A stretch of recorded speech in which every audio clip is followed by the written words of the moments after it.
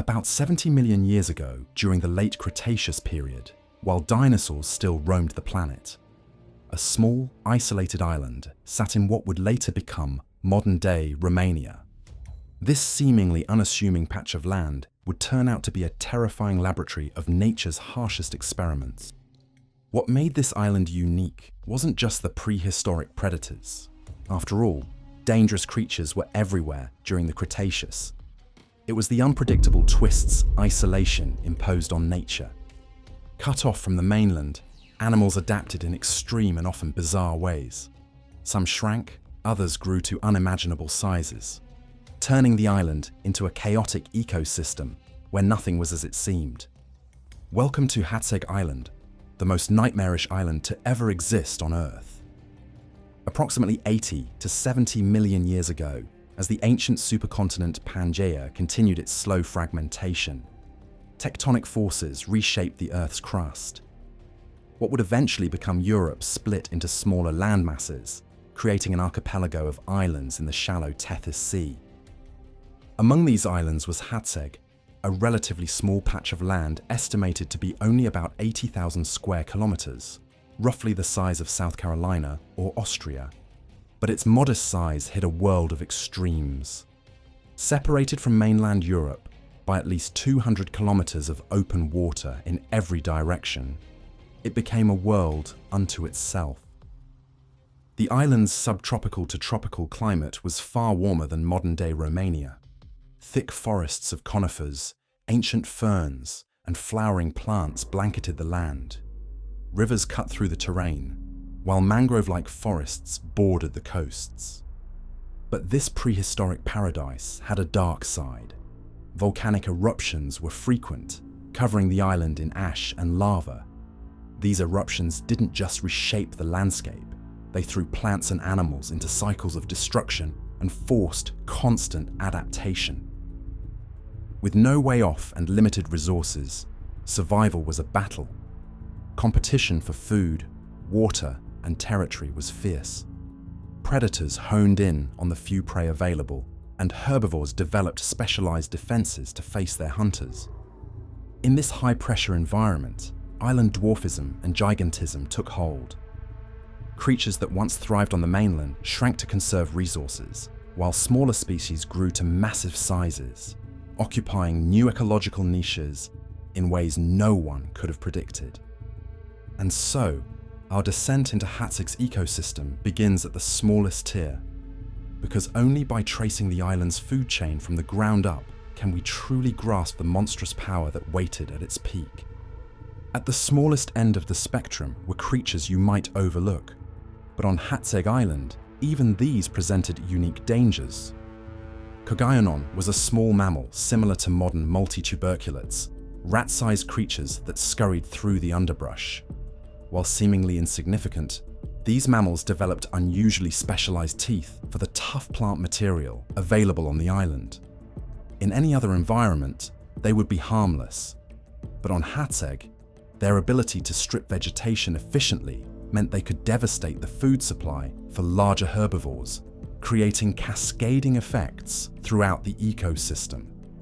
Then there was Nidophis, the only known snake species on the island, a member of the Matsoidae family, an ancient group of snakes that dominated the southern continents during the Cretaceous. While its mainland relatives in the Matsoidae family often grew to massive sizes, some reaching lengths of 20 to 30 feet, and were primarily constrictors, Hațeg's Nidophis was relatively small, but isolation had pushed it to develop specialized hunting strategies unlike other matsoids. Evidence suggests it may have produced venom compounds not seen in its mainland relatives, traits specifically designed to target the island's unique prey animals. As we move up the size scale, we encounter some of Hațeg's most puzzling inhabitants, the middle children of the island's ecosystem. Caught between their smaller and larger relatives, these medium-sized creatures developed some of the most unique characteristics found in the fossil record. Olopteryx stands as one of paleontology's greatest mysteries. Once believed to be a small dinosaur, some researchers now propose it might have resembled a giant owl-like predator. While the fossil evidence is fragmentary, It suggests a creature unlike anything else from the Cretaceous, a predator that merged traits from different species, something only possible in Hațeg's isolated environment. Zalmoxes, a plant-eating ornithopod dinosaur, might seem relatively normal at first glance, but a closer look reveals how Hațeg's isolated environment shaped even the most conventional creatures. Unlike its mainland relatives, Zalmoxes developed unusually robust jaws and specialized teeth, perfect for processing the tough volcanic soil-grown vegetation unique to the island. Its defenses also adapted to handle the specific island predators, rather than the larger threats found on the mainland. Entering the realm of Hațeg's most specialized predators, we find creatures that were perfectly adapted to this strange ecosystem. Balar bondok, this relative of Velociraptor, developed features that would make even its formidable cousins seem underpowered. While most dromaeosaurids had a single enlarged claw on each foot, Balar developed double-clawed feet, transforming each foot into a multi-bladed weapon. Its stocky, powerful build set it apart from the sleeker mainland raptors, perfectly suited for taking down Hațeg's unique prey. Balar's features seem closely tied to the types of prey on the island. Unlike mainland raptors, which pursued fast-moving animals across open plains, Balar was built for powerful, precise strikes against the island's dwarf dinosaurs. Its reinforced skeleton suggests it could deliver devastating kicks and slashes, even against larger prey. In essence, Balar wasn't just a predator, it was designed specifically for Hațeg's environment. Among the predators that stalked Hațeg Island, one remains shrouded in scientific controversy and mystery: Megalosaurus hungaricus. First described by Baron Franz Nopscher in 1899 from fragmentary remains discovered in Transylvania, this dinosaur represents one of paleontology's ongoing debates. If Megalosaurus hungaricus did indeed exist as originally described, it would have been a formidable presence on the island. Estimates suggest it could have reached lengths of 6 to 7 meters, making it potentially the largest carnivorous dinosaur in this isolated ecosystem. Unlike the specialized Balar with its unique double-clawed feet, Megalosaurus would have been a more conventional large theropod predator, using powerful jaws lined with serrated teeth to hunt the island's dwarf herbivores. Its hunting strategy likely involved ambush tactics, using the island's forested regions for cover before launching devastating attacks on prey. The relatively small size of the island's herbivores would have made them vulnerable targets, despite some being sauropods descended from much larger ancestors. However, modern paleontologists have raised significant questions about this dinosaur's existence, at least as originally classified. The fossil material attributed to Megalosaurus hungaricus is extremely fragmentary, consisting primarily of isolated teeth and a few bone fragments. This limited material makes definitive identification challenging, even with today's advanced techniques. Perhaps the most poignant inhabitants of Hațeg were creatures that would normally be the ecosystem's giants, but found themselves vulnerable in this unforgiving island environment. Telmatosaurus has been called the most unfortunate animal on Hațeg Island, and for good reason. This hadrosaur would normally have safety and size, but on Hațeg, it existed in a dwarf form without the protective armor or weapons that other herbivores had developed. Lacking the bony crests of many hadrosaurs or the defensive spikes and plates of other plant eaters, Telmatosaurus represented a vulnerable food source for the island's specialized predators. Its fossilized remains often show evidence of predation, suggesting it was frequently targeted by hunters like Balar and larger carnivores. The dwarf sauropods of Hațeg, including Megalosaurus, represent perhaps the most dramatic example of island dwarfism in the fossil record. These descendants of the largest land animals ever to walk the earth had shrunk to a fraction of their mainland size, yet they still remained the largest creatures on the island. Imagine a creature with the long neck and tail of its gigantic ancestors, but compressed into a body not much larger than a modern elephant. These animals retained many of the features of massive titanosaurs while existing at a scale that made them potential prey for the island's specialized hunters.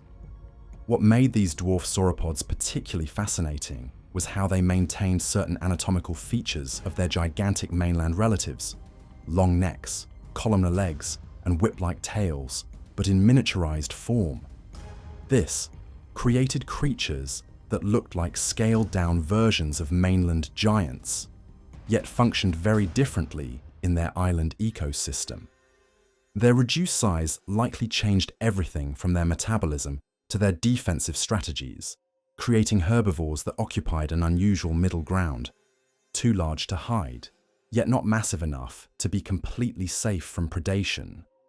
But all of these creatures, from the smallest mammals to the dwarf sauropods, existed in the shadow of Hațeg Island's true apex predator, a creature so perfectly adapted to this twisted ecosystem that it defies belief.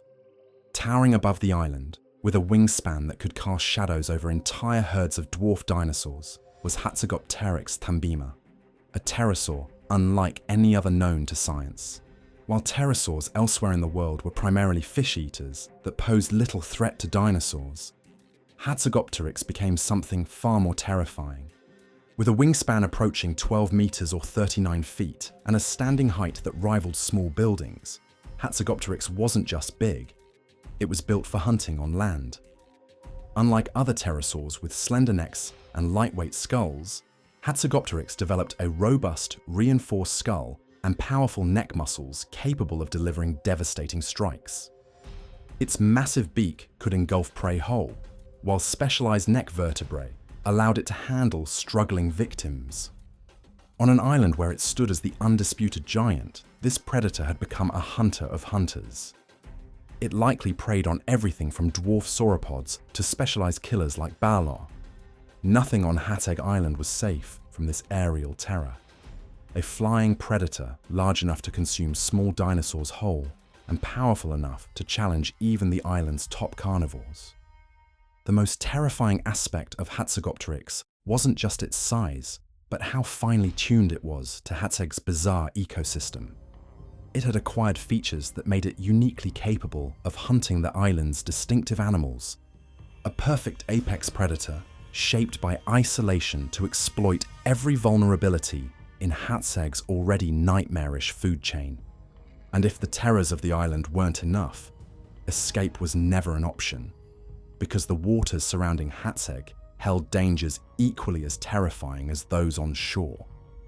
The Tethys Sea that isolated Hațeg Island wasn't just a barrier, it was a hunting ground for some of the most formidable marine predators of the Late Cretaceous period.